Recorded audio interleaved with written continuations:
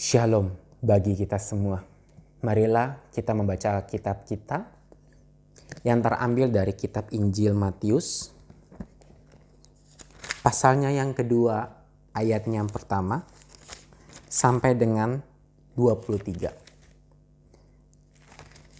Mari kita membacanya secara bersama-sama. Orang-orang Majus dari timur.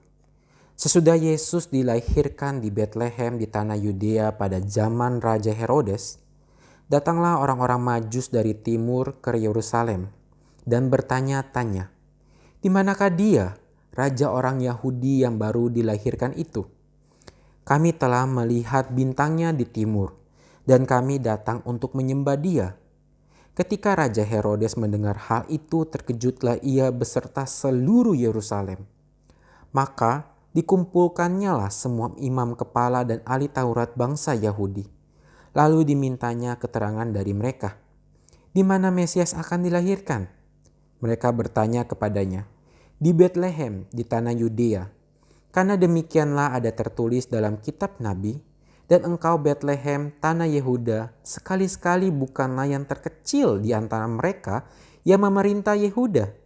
Karena daripada mula akan bangkit seorang pemimpin yang akan mengembalakan umatku Israel.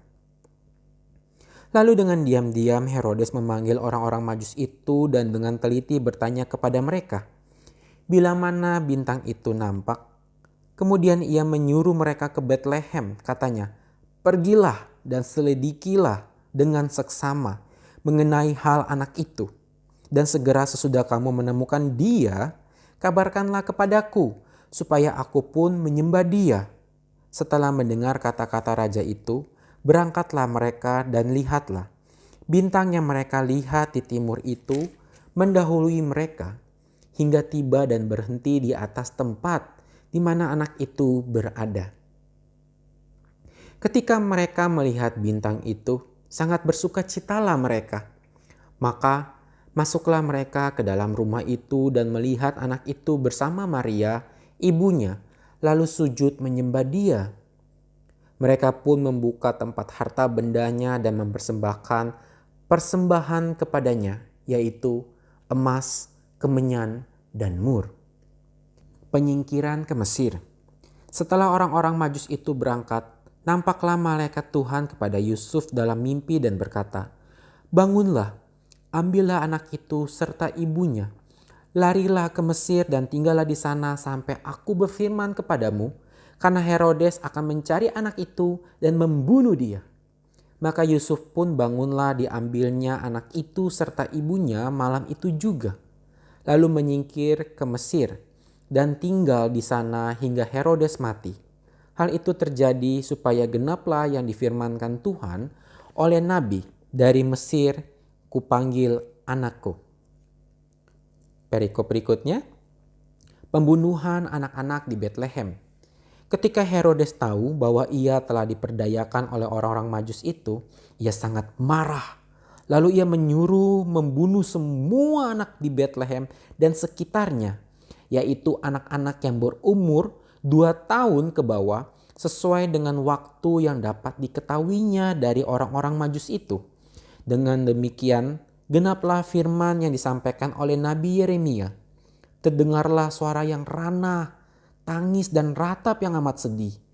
Rahel menangisi anak-anaknya dan ia tidak mau dihibur, sebab mereka tidak ada lagi. Perikop berikutnya kembali dari Mesir. Setelah Herodes mati, nampaklah malaikat Tuhan kepada Yusuf dalam mimpi di Mesir. Katanya, "Bangunlah, ambillah anak itu serta ibunya dan berangkatlah ke tanah Israel. Karena mereka yang hendak membunuh anak itu sudah mati." Lalu Yusuf pun bangunlah, diambilnya anak itu serta ibunya dan pergi ke tanah Israel. Tetapi setelah didengarnya bahwa Archelaus menjadi raja Yudea menggantikan Herodes, ayahnya, ia takut ke sana karena dinasihati dalam mimpi. Pergilah Yusuf ke daerah Galilea. Setibanya di sana, ia pun tinggal di sebuah kota yang bernama Nazaret. Hal itu terjadi supaya genaplah firman yang disampaikan oleh nabi-nabi bahwa ia akan disebut orang Nazaret. Marilah kita bersama-sama melihat di ayatnya yang pertama tentang Herodes. Herodes juga dikenal sebagai Herodes Agung. Ketika pasukan Roma menduduki Palestina, ia diangkat menjadi gubernur Galilea. Herodes kemudian menjadi raja atas Yudea, Galilea, Samaria, dan daerah di sebelah timur Sungai Yordan sekitar tahun 37 sebelum Masehi. Menurut catatan sejarah, ia meninggal tahun 4 sebelum Masehi. Herodes membangun kembali beberapa kota seperti Kaisarea dan Yeriko. Ia ingin dirinya populer di mata orang Yahudi dengan membangun kembali Bait Allah di Yerusalem. Orang-orang Majus yang dimaksud mungkin para ahli perbintangan dari daerah timur, seperti para ahli perbintangan yang lain. Mereka percaya bahwa munculnya sebuah bintang yang cemerlang menjadi tanda kelahiran seorang pemimpin yang besar. Ayat yang keempat, semua imam kepala dan ahli Taurat bangsa Yahudi. Imam-imam kepala adalah sekelompok imam-imam yang bekerja di Bait Allah di Yerusalem.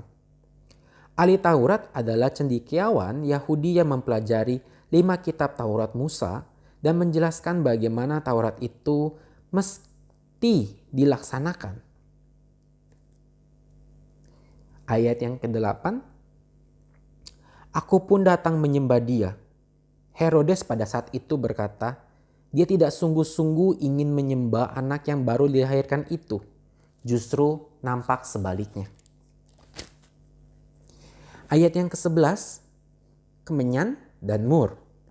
Kemenyan itu dihasilkan dari getah putih, pohon-pohon tertentu yang tumbuh di Arab. Bubuk bernilai tinggi yang diproduksi dari getah tersebut berbau harum dan biasa digunakan dalam ibadat orang Yahudi. Sedangkan mur adalah getah berwarna merah tua, berasal dari sejenis semak yang tumbuh di Arab dan Afrika. Baunya sangat kuat dan rasanya pahit. Karet itu kemudian dihancurkan menjadi bubuk dan digunakan sebagai bahan baku wewangian dan balsam yang mahal harganya.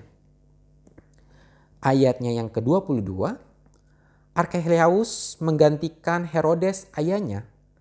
Archelaus adalah salah seorang putra Herodes Agung. Pemerintah Roma mengangkatnya menjadi gubernur Palestina bagian selatan dan tengah, serta daerah di sebelah timur Sungai Yordan. Ia memerintah wilayah ini semenjak kematian ayahnya sampai tahun ke-6 Masehi. Karena Archelaus tidak menguasai wilayah Galilea, Yusuf dapat tinggal dengan aman di sana bersama Maria dan Yesus. Ayatnya yang ke-22 sampai dengan 23 tentang Galilea, Nazaret. Galilea adalah daerah di sebelah barat Sungai Yordan dan Danau Galilea. Daerah ini dulu menjadi bagian dari kerajaan utara Israel. Kemudian dijajah oleh bangsa Asyur, Babel, Persia, Yunani, dan Syria. Tahun 63 sebelum Masehi, Galilea menjadi bagian kekaisaran Roma. Jadi, pada masa Yesus, Galilea dikuasai oleh pemerintah Roma. Nazaret adalah kota kecil yang bahkan tidak pernah disebut dalam Perjanjian Lama. Ayat yang ke-23 tentang orang Nazaret. Kata Nazaret mungkin diturunkan dari kata Ibrani yang berarti tunas atau tunggul, yang bisa kita lihat di Yesaya 11 ayatnya yang pertama. Matius mungkin mau mengatakan bahwa Yesus akan dikenal sebagai tunggul Isai. Isai adalah ayah Daud. Itulah penjelasan dari pasal 2 ayat yang pertama sampai dengan 23. Ada sedikit beberapa penjelasan yang sudah saya bacakan untuk Bapak Ibu sekalian. Penjelasan ini terambil dari Alkitab edisi studi. Demikianlah pembacaan firman kita pada hari ini di Markus. Biarlah pada besok hari kita bisa membacanya kembali di Matius pasalnya yang ketiga. Terima kasih sudah mendengarkan firman Allah. Kiranya apa yang sudah kita baca ini menjadi penguatan bagi kehidupan kita sehari-hari. Tuhan Yesus memberkati kita semua. Amin.